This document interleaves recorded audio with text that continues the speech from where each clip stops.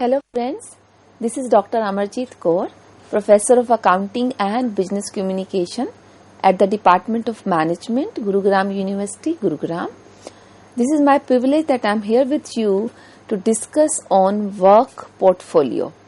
So work portfolio is a very interesting topic and is something which has been discussed recently very much. Reason being, work portfolio is something which is created by many people who are getting into new kind of profession. For example, makeup artists, choreographers, designers. These are the portfolios which were not there 50 years ago, and now they are seen very often around. So this work portfolio is something which is going to help those people who are into creative field, design field, art field, etc., etc. So let's go, through the details. What is the background? Creating a professional portfolio is an outstanding way to present one's work to potential employers. A strong demonstration of one's work can help distinguish the person from other candidates. Every employer and or position does not require a portfolio. So you must have understood by reading the slide that to create a professional portfolio, it is a way, it's an outstanding way, in fact, to present about one's work to the future employer, to the people who are going to be hiring you, or any party, any institution who is going to engage your services. So it's not only the employer, sometimes it could be simply a contract based work, an hourly based work. So one can actually showcase his or her work through the work portfolio. That's what the work portfolio is meant for. A strong demonstration, we are going to demonstrate that how I am better as a person, as an individual, as a company than other candidates for any particular work, be it dance, be it as an architecture, be it designing, be it choreographer, be it makeup artist. So this is a way to demonstrate that I am better than others, and how or what are the skills which are different from others. So it is to showcase your distinguishedness. And every employer and or all the positions, they do not require portfolio. So there are many jobs where we do not need portfolio. So the positions, the employer who look for the portfolio are the ones who are into creative work, into skill based work, into designing, art, etc. Further, job portfolio or work portfolio are commonly required during the hiring process for job in the art, design, publishing and tech industries. Work portfolios are also called as career portfolio, professional portfolio or job portfolio. Recently we have a wedding in the family. So we hired a choreographer. We requested for his portfolio. We required a makeup artist. We requested for her portfolio. People are using an Instagram handle and creating their own page, and they are actually creating or using that Instagram page as their portfolio. So portfolio need not to be the hard print form. It started like that only, but nowadays we have portfolio available on different social media sites as well, right? So that's what it is saying. The slide tells you that jobs which are into the nature of art, into the nature of design, publishing even, they are the jobs where we require portfolio development. And this work portfolio or the job portfolio could be called by many more names. It could be known as professional portfolio, it could be known as job portfolio or career portfolio. Somebody whom you are approaching to for the future work may ask you, please show your professional portfolio, please show your job portfolio, right, or career portfolio. So don't get surprised with the terminology. They all are actually referring to the work portfolio or the job portfolio, where somebody is showcasing the work done by him or her, or the potential work one can do, right? That's what it means is. So coming to what is work or career portfolio.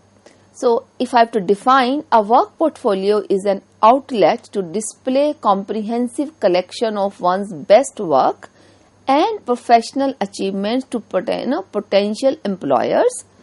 A work portfolio may contain proof of skills, samples, visual demonstration of the craft and letters of recommendations along with resume. So a work portfolio is an outlet. It is a medium for anyone to display what you all have best in you, when it comes to your work. So collection of one's best work, let's say if I am a painter, I am into oil painting. So I may have created few marvelous pieces for which I have been given award even by certain bodies. So that work has been recognized at a very high level. So I can showcase that work as best work under one category. So, and other than that, I may create many more categories of the work I have done so far. But you are trying to showcase your best work, your professional achievements to the potential employers or potential, hirers. Somebody just want to hire your services. It's not that you are applying for job all the time. Then it is job portfolio. But the work portfolio is a wider term, right? So your potential employer, potential client can actually go through the work portfolio you have created because you are going to put your best work in that portfolio. And this portfolio, the work portfolio, may have the proof. In fact, it should have the proof of the skills you acquire or you have especially in you, the samples of your best work, visual demonstration in a flow chart, in a diagram format, through pictures, through videos. There should be some kind of visual demonstration of what you possess as. And it may have the LOR, the letter of recommendations, by the people whom you have already served. Your past clients, your running clients, they may on your request write you a letter of recommendation which you can actually put as a part of your portfolio along with resume, along with your biodata. Okay, this is what the work portfolio means. Now the question is how to create a work portfolio. So there are 4 major steps in creating a work portfolio. The first step is collect your material. The second step is organize your material. The third step is make it visually appealing. And the fourth step is customize your work portfolio. So I'm going to discuss these 4 steps one by one now in row. So coming to the first one, collect your material. So I'm going to give you a detailed list of the material which you shall be collecting under your work portfolio collection material head. So what all does it contain? So collect your material has number 1, resume. Number 2, a list of your skills or hard or soft. Number 3, biographical information. Number 4, proof of degrees, licenses, certification. Number 5, letter of recommendation. Number 6, testimonial or reviews. Then we have work samples.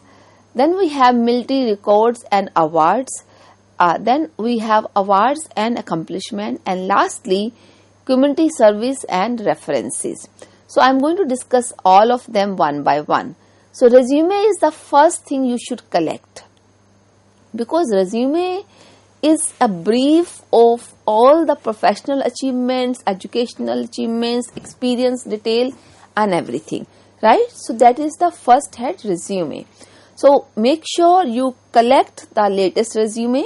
Make sure your resume which you collect has the right kind of font size, font type, colors, if colors have been used, if picture is there, make sure it is an appropriate professional picture.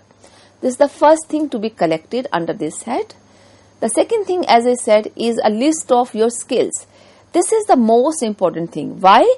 Because we are creating the portfolio only for the purpose of showcasing our skills, right? Skills as an artist, skill as a designer, skill as a tech code writer. So we need to list down that what are those skills which I really want to showcase. These could be your hard skills, like Tableau, R, any other software. So this is known as hard skill. You can do your project financing is your hard skill. Soft skill is your attitude, your communication, your leadership skills. Those are your soft skills. So you should list under hard skills and under soft skills separately, so that you could make two subheads during your presentation in the portfolio, right? So before that, it's important to list down. The moment you list down, then you need to put them in an order. Which is the skill you think is most important for you to be known by others? And that skill could be different for different time frames. It could be different for the different employers. So you may create a new portfolio every time by highlighting a different skills required for a particular job. Right? So we, as I said, work portfolio is working as a job portfolio as well. So make sure you list your skills both under hard and the soft category very carefully, and then put them in a sequence of your preference, what you think should be known, should be read, because a person may not like to read all the skills. If you have listed very long list, like 10, 20, 30 skills, then it becomes a very lengthy skill list. So if it is a reasonably 5-6 skills you have highlighted, even then you should be knowing which skill should come first, which should come second, basis on the requirement of the job. The next point was you should be collecting the biographical information. That is about me section. Most of the portfolio will have about us, about me. These are the heads. This is the heading you will see in a portfolio, right? So this tells the biographical information, your gender, your age, your educational. So all those basic things, biographical information. You're married, unmarried. So these are the things which are there, and they should be there because there could be a prospective employer who is looking for a particular gender, who is looking for a particular number of years of experience in the future recruit. So make sure you point them out very well and put them in such a way that it doesn't look congested, it is readable and still it is usable. The next point was, any educational degree. If you have done masters, graduation, 12th, whatever, the proof of that academic qualification should be there. Any license, people get license. For example, doctors get license. There are many more people who get license to practice. We get license, not license, we get certification from IMA, being CMA. So we get license to practice, license to be known as professional, right? If you have done any certification, even that should be listed and that should be collected, because we are discussing this under first point, how to collect, what kind of material to be collected. So make sure that you collect the proof of degree, you collect the license you have earned, the certificates you have earned. The next point is letter of recommendation. LOR is very, very important. Whomsoever you have worked so far, you have worked for 10 clients, 20 clients, 100 clients. It's not that every client is equally happy with you. There could be some client who is not happy at all. There could be some clients who is very, very happy. Somebody would be just neutral, they found your work okay. So you as an employee, you as a person would know in advance, that how my work was received by them the moment you complete it, before getting the letter. So you can actually request for LOR accordingly. If you think you have done a great job and the client has a similar kind of experience what you are assuming in yourself, then they would be happy to write you a good letter of recommendation. Either way, try to write a letter of recommendation, get it written from the people whom you have served, and then collate it to be displayed under the portfolio segment. The next point was testimonial or reviews. So testimonials are somebody writing that I am this, I have used the services by this, and I found services blah blah blah, very good, excellent, whatever you want to say. So this is what is known as testimonial. Somebody testifying your work, somebody testifying your credentials, somebody testifying your potential work, your work ethics, your time limit, your time commitments, your journal commitment levels. So on all those parameters, we may collect, testimonials, or we may collect reviews, and we need to put that in, as a part of the proceedings, that what are the reviews, what are the testimonials given by others. So you can actually collate them and showcase them in your portfolio. What else should you be collecting? My work samples.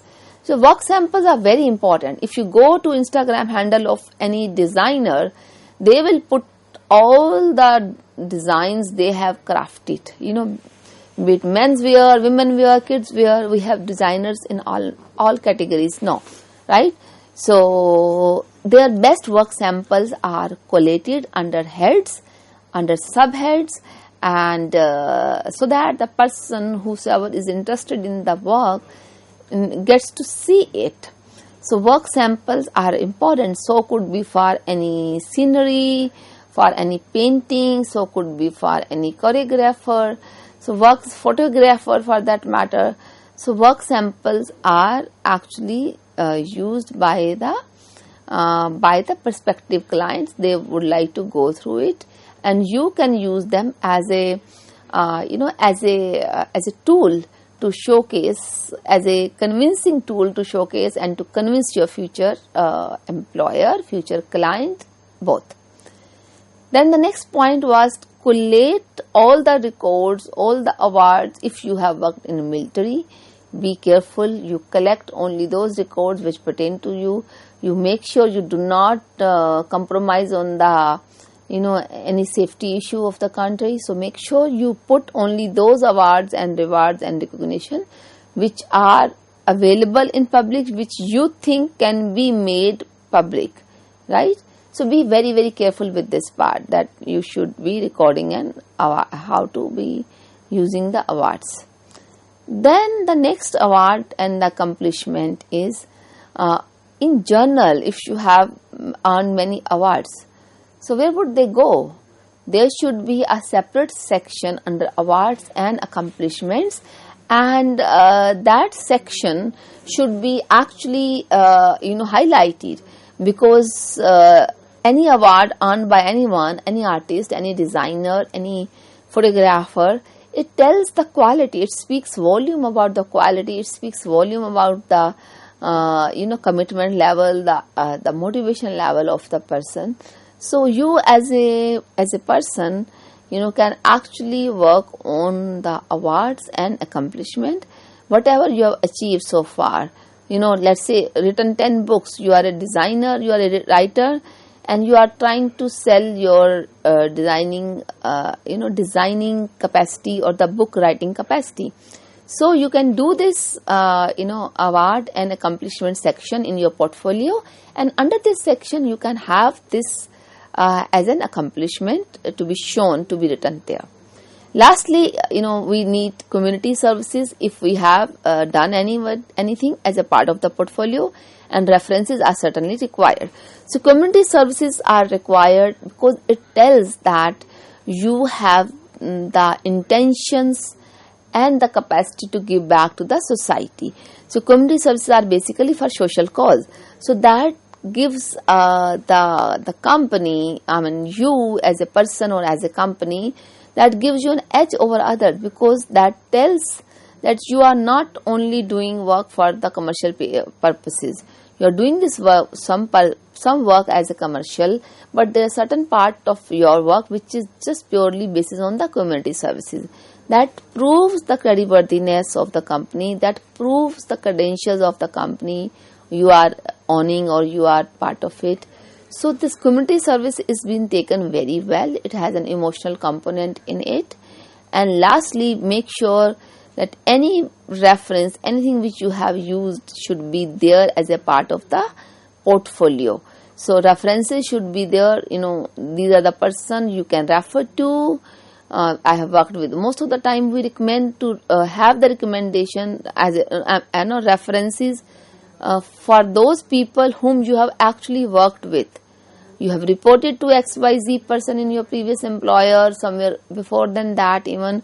So please ensure to write that reference only where you have actually worked. So, and you also give the complete address, complete contact detail of the reference you are putting in. So that gives strength to your claims, because people will have liberty to reach out to those people who you have given as references. Their designation, their credential also adds to the confidence of the future employer or the clients you will have in future, right? So these were the all those areas of collection of material under the first category, right? Now we are going to come to the second point, how to organize your material. Once you have collected your material, the next thing is to organize. So we are discussing the second point now. And third, of course, is make it visually appealing, and fourth is customize your portfolio. So the second point, coming to this, organize your material. Here, whatever you have collected, I have given you 10-12 points under collection head. So once you have collected all the material and the material is in your hand, be it photographs, be it video, be it any flow diagram, be it just the process, but just about me section. So whatever you have collected, basis on the need, basis on the availability, now make sure you group the material of similar nature into one group. So we call it as grouping of material. So make sure you organize your material under subheads, under heads, so that the user who has not used your website before, who has not actually used the services you are talking about, they are able to organize the material well. So that's the second thing, that you should be organizing it so well that people are able to refer to it. The third is make it visually appealing. So visually appealing means it should not just be the plain text, right? It should have visual appeal in the form of a video, in the form of an audio, and it could have visual appeal in the form of a diagram, certain pictures. All these things give visuals and it becomes appealing. So your portfolio will become very appealing. People will like to go through further, will like to stick to your portfolio and may order you, according to the work potentials you have. So this is what is making it visual appealing. Then how to customize your portfolio. So we can customize our portfolio by small things, by putting about me section very carefully. That talks about you only, because your portfolio is a component, is a tool which is showing your best to the outside world. So it could be the art you possess, you learn, it could be the professional, but primarily we have to show the professional skills, the work done or achieved, accomplishments, etc., including awards. So you need to customize as per the requirement of the prospective client. You may not be able to use the same portfolio for all the positions you have at your work. Maybe not for all the positions, even of the similar nature. There could be some kind of peculiarity from one job portfolio to another job portfolio. So make sure you customize your portfolio basis on the need. there could be one design agency which is looking for the designs only in Western style. Another is looking for some Indian traditional style, right? So you should customize your portfolio. You should not be sharing the complete detail of both your traditional style or designing, even the modern designing. Okay, so these are the 4 points. And the last thing I want to discuss is certain tips for creating work portfolio. So number 1, you should go digital. Number 2, make copies to share. Number 3, update your portfolio periodically. Number 4, use it as a tool to prepare for interview. And lastly, number 5, may include a 30-60-90 plan. So go digital. You should create your handle or at Insta, at any other site, on LinkedIn, on Facebook. These are the better ways, because that gives you more categorized information than having a bulky file comprising everything in hard form. And one should make copies to share. It's just not that we can create link, we can make soft copy to share about our portfolio to others. So that's the second point. Third is that you should keep on updating your portfolio. You have created it once and maybe you have created it very well, but it will be of no use 2 years from now. Let's say if you have put something, your educational qualification which was true only up to last year, IFRS or any such thing which has just come, is about to leave. So you need to update your portfolio after certain period regularly. Then you should use it as a tool to prepare for interview. Whatever you have put into it as a part of the portfolio, it should be there in your mind and heart all the time. You should be able to prove what you have written in the portfolio, and you should use this as a basis for appearing for interview or preparing for interview. And the last thing is that we may have a plan known as 30-60-90 plan, so which should be the part of the portfolio. We will be discussing about 30-60-90 plan very soon in the next lecture, and for the time being, these are the tips for you to how to create a work portfolio. I would like to wind up now. Thank you very much. Thank you.